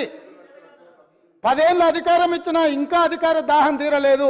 సెంటిమెంట్ను రెచ్చగొట్టాలి, దానికి ఆయింట్మెంట్ ఉయ్యాలి, వచ్చే ఎన్నికలలో డబ్బలో ఓట్లు వేసుకోవాలన్న ధ్యాస తప్ప ఈ సమస్యను ఎట్లా ఎదుర్కోవాలి, ఈ సమస్యను కలిసి వస్తామన్న ఆలోచన ఎందుకు వీళ్ళకి రావడం లేదు అధ్యక్ష? నేను అడుగుతున్న తమ ద్వారా. ఇంత కీలకమైన అంశం ఈరోజు సభలో ఉండి చర్చించి వారి అనుభవం అంతా రంగరించి వారు చదివిన 80,000 పుస్తకాల జ్ఞానాన్ని మాకు కొంతైనా పంచితే ఈ ప్రభుత్వం సరైన దిశగా ఇంకా వేగవంతంగా పనిచేయడానికి ఉపయోగపడుతుంది కదా అధ్యక్ష. వారేమో రారు, వీరేమో నిజాలు మాట్లాడారు. ఇది వాళ్ళ బాధ, వాళ్ళ ఆలోచన అధ్యక్ష. అందుకే అధ్యక్ష ఈరోజు కృష్ణానది జలాల గురించి పదే మిత్రుడు ప్రస్తావిస్తున్నాడు. అసలు కృష్ణానది జలాలు వాళ్ళకి అప్పచెప్పింది ఎవరు అధ్యక్ష? 2015లో పోయి సంతకం పెట్టి వచ్చింది ఎవరు అధ్యక్ష? వీళ్ళు కాదా? వారే సాగునీటి పారుదల శాఖ మంత్రి కాదా? మురళీధర్ రావు గారు ఈఎన్సీ కాదా? సాగునీటి పారుదల సలహాదారుడు విద్యాసాగరరావు గారు వాళ్ళ పార్టీ సభ్యుడు కాదా? వీళ్ళందరూ పోయి 811 టీఎంసీల నికర జలాలు ఉమ్మడి ఆంధ్రప్రదేశ్కు కేటాయిస్తే ఆనాడు వీళ్ళు తెలంగాణ ప్రాంతంలో 68% క్యాచ్మెంట్ ఏరియా ఉంటే 68% వాటా మాకు నీళ్లు రావాలని కొట్లాడాల్సింది పోయి 811 టీఎంసీలలో 512 టీఎంసీలు ఆంధ్రప్రదేశ్కు అధికారికంగా సంతకం పెట్టి మన తెలంగాణ రైతుల హక్కులను వాళ్ళకి దారదత్తం చేసి 299 టీఎంసీలకు సంతకం పెట్టి వచ్చిందే వాళ్ళ అధ్యక్ష. ఇంకా కూడా అబద్ధాలు బుకాయించాలనుకుంటారు. పాపం ఆయన ఎవరు లేదు ఒక్క నిమిషం, నామ నాగేశ్వరరావు గారు, ఖమ్మం జిల్లా ఎంపీ. పాపం తెలియక ఆయన ప్రశ్న అడిగిండు పార్లమెంట్లో. ఎన్నడొచ్చింది? 8/2/2024 నాడు. ఇవాళ ఎంత తారీఖు? 9. నిన్ననే పాపం నిన్ననే పార్లమెంట్లో సమాధానం ఇచ్చింది జలశక్తి మంత్రి తుమ్మల నాగేశ్వరరావు. మన ఎవరు నామ నాగేశ్వరరావు గారు అడిగితే ఏం చెప్పిండు? స్పష్టంగా తెలంగాణ రాష్ట్ర ప్రభుత్వం ఒప్పుకొని సంతకాలు పెట్టినందుకు నీటి కేటాయింపులు చేసిన ఇద్దరు కలిసి సంతకం పెట్టారు. సంతకం ప్రకారము 2015-16లో 512.04 టీఎంసీలు ఆంధ్రప్రదేశ్కి ఇచ్చినాం. తెలంగాణకు 298.96 టీఎంసీలు తెలంగాణకి ఇచ్చినాం. 18th and 19th June 2 Telangana రాష్ట్రము 14లో ఏర్పడితే సంవత్సరం తిరిగే లోపల 18th and 19th జూన్ 2015 వీళ్ళు పోయి సంతకాలు పెట్టారు.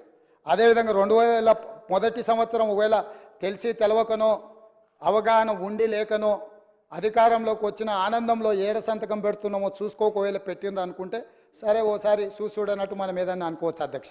మళ్ళీ 2016-17లో సేమ్ దాని ప్రకారమే 21 and 22 జూన్ 2016 నాడు మళ్ళీ సేమ్ సంతకం పెట్టారు అధ్యక్ష. 2017-18లో మళ్ళీ 7th meeting of board held 4/11/2017. ఇట్లా 2023-24 వరకు కూడా సేమ్ సంతకాలు పెట్టిరుగో. ఇదే అధ్యక్ష నిన్న పార్లమెంట్లో కేంద్ర జలశక్తి మంత్రి సమాధానం ఇచ్చింది. ఇది నేను ఇంకెవరో కాదు, నామ నాగేశ్వరరావు గారు వాళ్ళ పార్లమెంటరీ పార్టీ నాయకుడు లోక్సభలో అడిగితే వారికే జవాబు ఇచ్చిండ్రు అధ్యక్ష.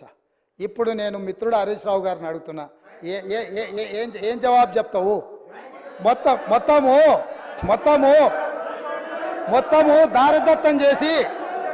దారదత్తం చేసి తెలంగాణ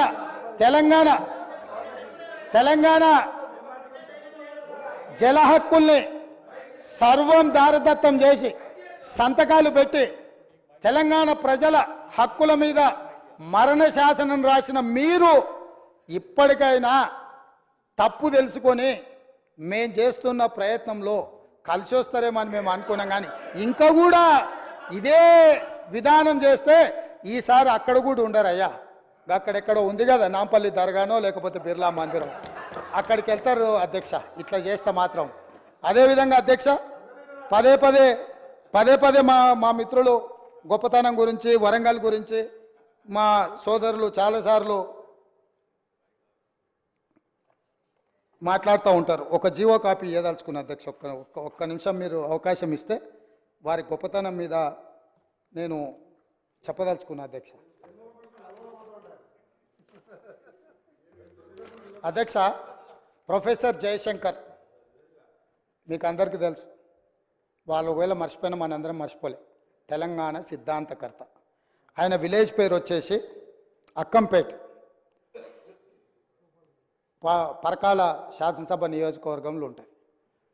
వారు పుట్టి పెరిగి అక్కడనే ఉన్న అక్కంపేట విలేజ్ను రెవెన్యూ విలేజ్ కింద కూడా వాళ్ళు ప్రకటించలే అధ్యక్ష. ధరణి తెచ్చినాం దందాలు చేసినాం అని చెప్తారు తప్ప కనీసం జయశంకర్ గారు పుట్టి పెరిగిన ఊరు ఆయన చివరి కోరిక రెవెన్యూ విలేజ్గా అక్కంపేటను మార్చమని వారు కోరుకుంటే 9.5 సంవత్సరాలైన ప్రొఫెసర్ జయశంకర్ గారు సొంత ఊరుని తెలంగాణ రాష్ట్ర చిత్రపటం మీద రెవెన్యూ విలేజ్గా కూడా గుర్తించక ఒక అనాథలాగా వదిలేస్తే మా ప్రభుత్వం వచ్చినాక జీఓఆర్టీ నెంబర్ 405 7/12/2023 ఎన్నడు అధికారం చేపట్టిన అధ్యక్ష 7 తారీఖు నాడు డిసెంబర్ 7 నాడు అధికారం చేపట్టిన మరుక్షణం ప్రొఫెసర్ జయశంకర్ గారు సొంత ఊరును రెవెన్యూ విలేజ్గా ప్రకటించి జీవో ఇచ్చింది. ప్రొఫెసర్ జయశంకర్ గారు సిద్ధాంతకర్తను గౌరవించిన గొప్ప చరిత్ర మా ప్రభుత్వాన్ని.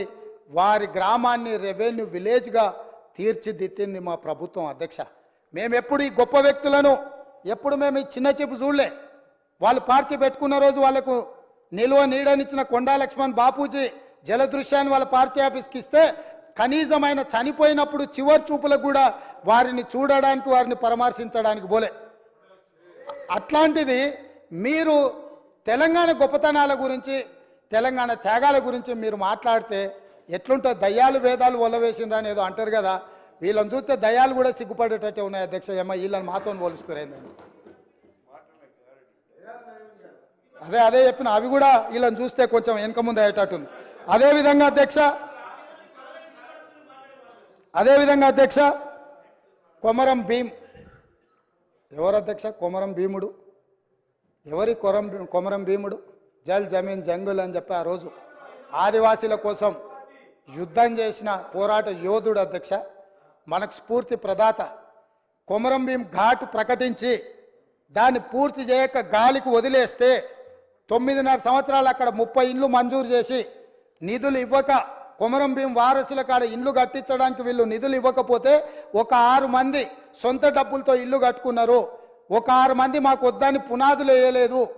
మిగతా 18 మంది నిధులు లేక మొండి గోడలతో నిలబడితే మా ప్రభుత్వం వచ్చిన వెంబడే కొమరం భీం వారసులకు ఇండ్లు కట్టించడానికి 25 కోట్ల రూపాయలు మంజూరు చేసి ఆ ప్రాంతాన్ని మొత్తం అభివృద్ధి చేయండి అని చెప్పి కొమరం భీం వారసులకు ఇండ్లు కట్టించే బాధ్యత 7 తారీఖు నాడు మేము నిర్ణయం తీసుకున్నాం అధ్యక్ష.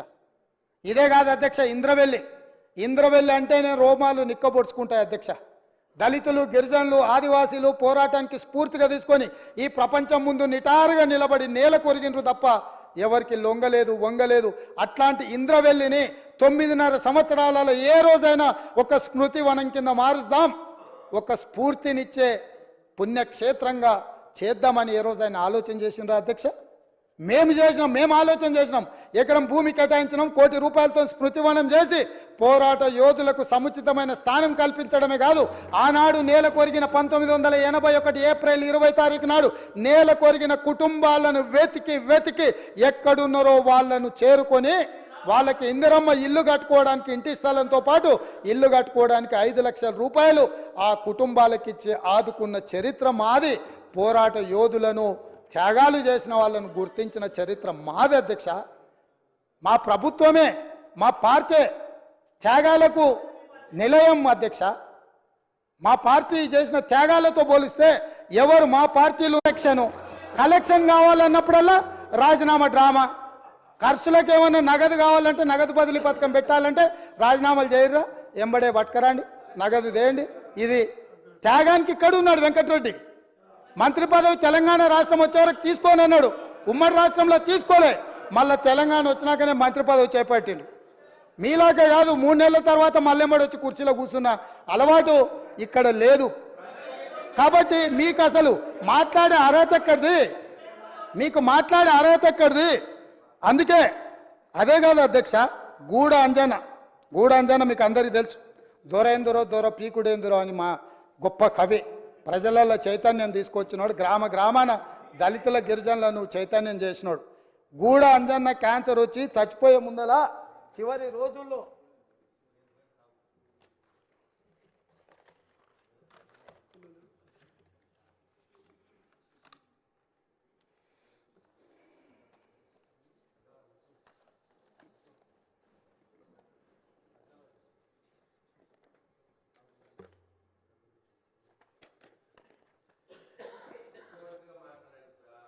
చూపించి మాట్లాడదామని నీకు, ఎందుకంటే ఆధారాలు ఉంటే కానీ నీకు ఆనదు కదా.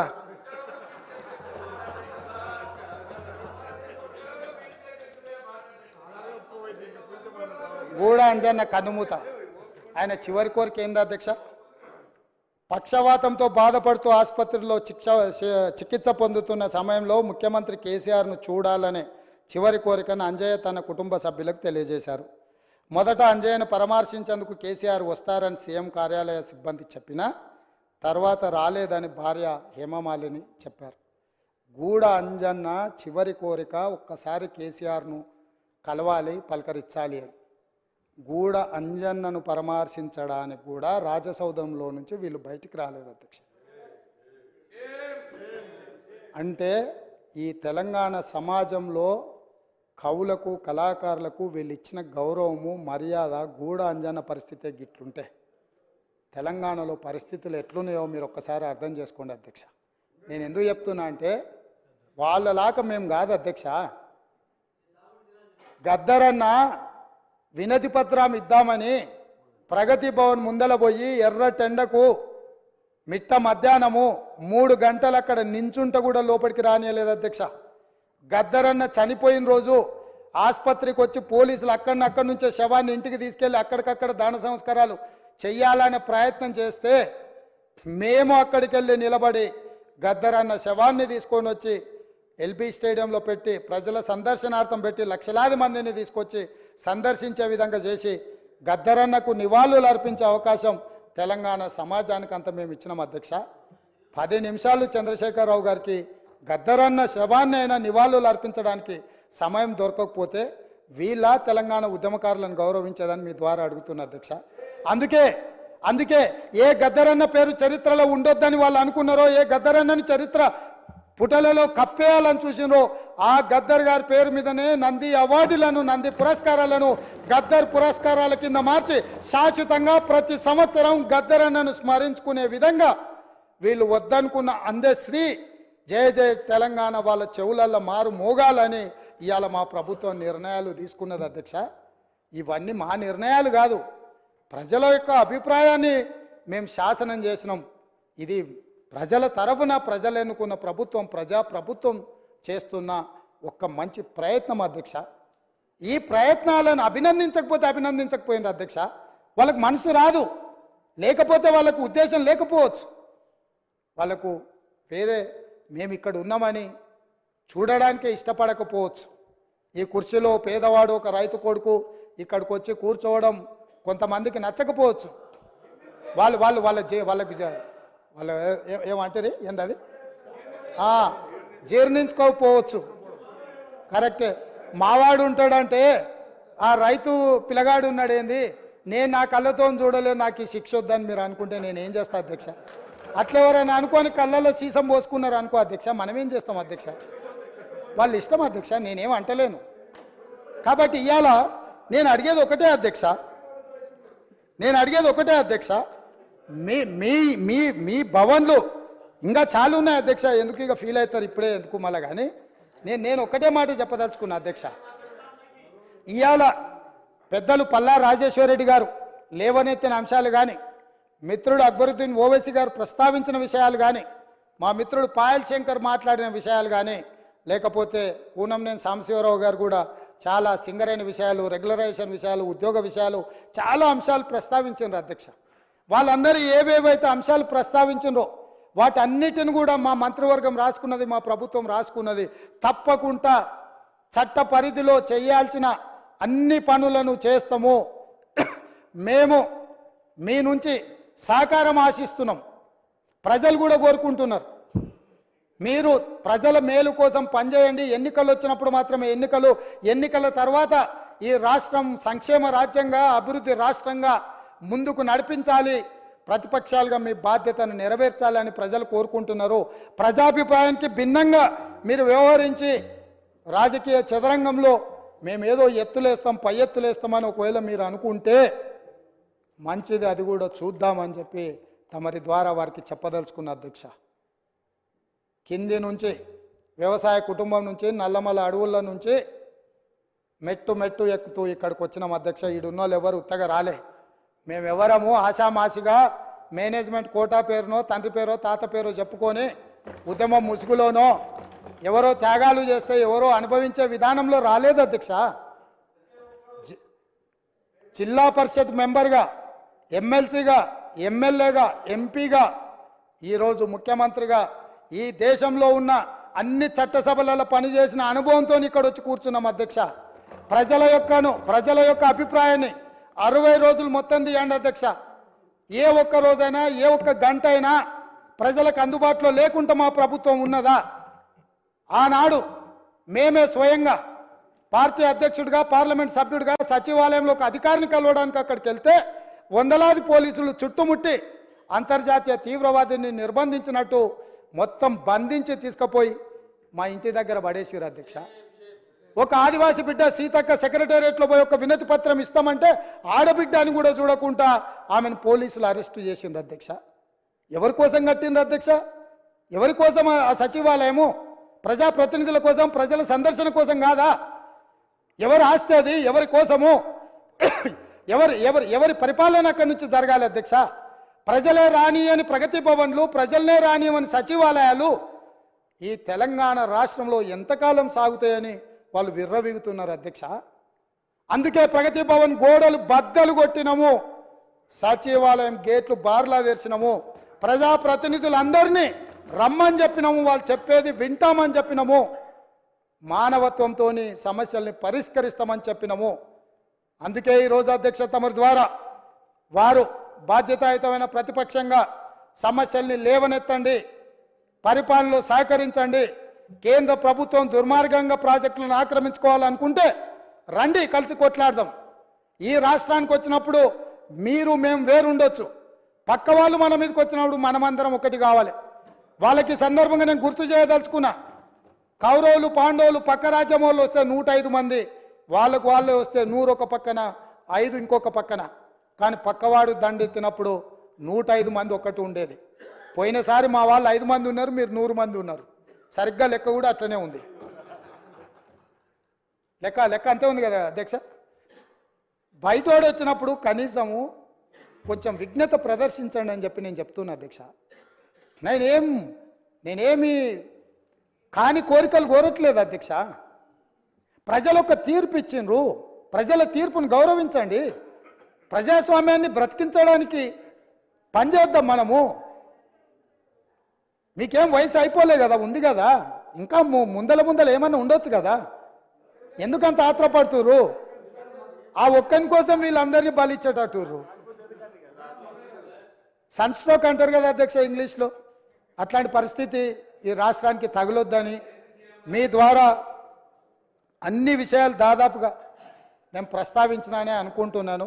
సభ్యులు ఏదైనా అడిగిన విషయాలు ఇంకా ఉంటే కూడా అవసరం అనుకుంటే వాళ్ళను ఈ సమావేశాలు పూర్తి కాగానే పార్టీ పరంగా ఇటు మా మిత్రులు భారతీయ జనతా పార్టీ శాసనసభ్యులు వాళ్ళు కూడా ప్రజలు ఎన్నుకుంటేనే, ప్రజల అభిప్రాయం ప్రజలు ఎన్నుకుంటేనే ఇక్కడికి వచ్చిండ్రు. వాళ్ళతో కానీ, ఎంఐఎంతో కానీ, సిపిఐతో కానీ, టీఆర్ఎస్ ఇప్పుడు అదేదో పేరు అంటే వాళ్ళే కన్ఫ్యూజన్లు ఉండ్రు. అంటే ఆయన కేటీఆర్ఎస్ అని ఒక అదేదో ఉన్నట్టుంది కదా, ఇంకా అదే ఉందేమో అనుకుంటున్నా. మార్పు రాలేదు, అది కూడా మార్పు రావాలి కదా. సో అందుకోసమని ఎవరికైనా మేము అందుబాటులో ఉంటాము. మేము మీకోసము, ప్రజల కోసము, ప్రజల సమస్యలు మీరు ఏం తీసుకొచ్చినా వింటాము. మాకు మనసు ఉంది, ఈ ప్రభుత్వం మనసున్న ప్రభుత్వము, మేము బాధ్యతతో వ్యవహరిస్తాము. ఇక్కడ వివరణ ఇచ్చింది ఒకవేళ ఇంకా మీరు ఆశించినా రాబోయే చర్చలలో మిగతా విషయాలు మాట్లాడదాం. ప్రభుత్వంలో ఎప్పుడైనా సచివాలయంలో నేను అందుబాటులో ఉంటాను, నా కార్యాలయ అధికారులు అందుబాటులో ఉంటారు. ప్రతిరోజు వచ్చిన వాళ్ళందరినీ మేము కలుస్తూనే ఉన్నాము. మేము ఎవరిని కలవకుండా వివక్ష చూపించము, మాకు భేషజాలు లేవు. మేము వచ్చి కలిసినంత మాత్రాన అనవసరమైన ప్రచారాలు కూడా కల్పించే దుర్బుద్ధి కూడా మాకు లేదు.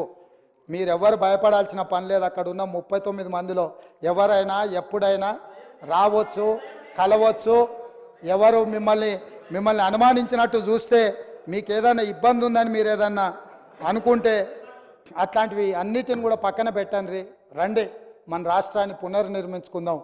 9.5 సంవత్సరాల జరిగిన విధ్వంసాన్ని మళ్ళీ ఈరోజు పునర్నిర్మించుకోవడానికి అవసరమైన సహకారం అందరి నుంచి నేను ఆశిస్తున్నా అధ్యక్ష. ఒక రైతు బిడ్డగా చిన్న వయసులో నాకు ఈ గొప్ప అవకాశం వచ్చింది. ఎంతోమంది మేధావులు కావచ్చు, విఘ్నులు కావచ్చు, చాలామంది రాజకీయ దురంధరులు ఉండొచ్చు, వాళ్ళు ఎవరికి రాని అవకాశం ఈరోజు మా పార్టీ శ్రీమతి సోనియా గాంధీ గారు, మల్లికార్జున ఖర్గే గారు అవకాశం ఇచ్చారు. మా ఎమ్మెల్యేలు అందరూ కూడా అండగా నిలబడ్డారు. నేను అధ్యక్షుడిగా, అప్పుడప్పుడు ఇది ప్రజా తీర్పు కాదు పార్టీ తీర్పు అని, నేను అధ్యక్షుడిగా ప్రజల దగ్గరికి వెళ్ళిన అధ్యక్ష. నా అధ్యక్షతను ఎన్నికలు చేసినాం. మీ అధ్యక్షుడి పేరు మీద మీరు పోయినరు, మా పార్టీ నా అధ్యక్షతను ఎన్నికలు వెళ్ళమన్నారు. ప్రజలు తీర్పు ఇచ్చారు. ఇదేం ఆషామాషిగా ఇక్కడికి రాలేదు అధ్యక్ష. తప్పకుండా ప్రజా తీర్పును గౌరవిస్తాం, ప్రజా సమస్యలను పరిష్కరిస్తాం. ప్రతిపక్షంగా మీ బాధ్యతను నెరవేర్చండి. మిగతా విషయాలు ముందు మాట్లాడుకుందామని తెలియజేస్తూ ఇంత అవకాశం ఇచ్చి వివరాలు చెప్పడానికి మీరు అవకాశం ఇచ్చినందుకు మీకు మరొక్కసారి మనస్ఫూర్తిగా ధన్యవాదాలు, కృతజ్ఞతలు తెలియజేస్తున్నా అధ్యక్ష.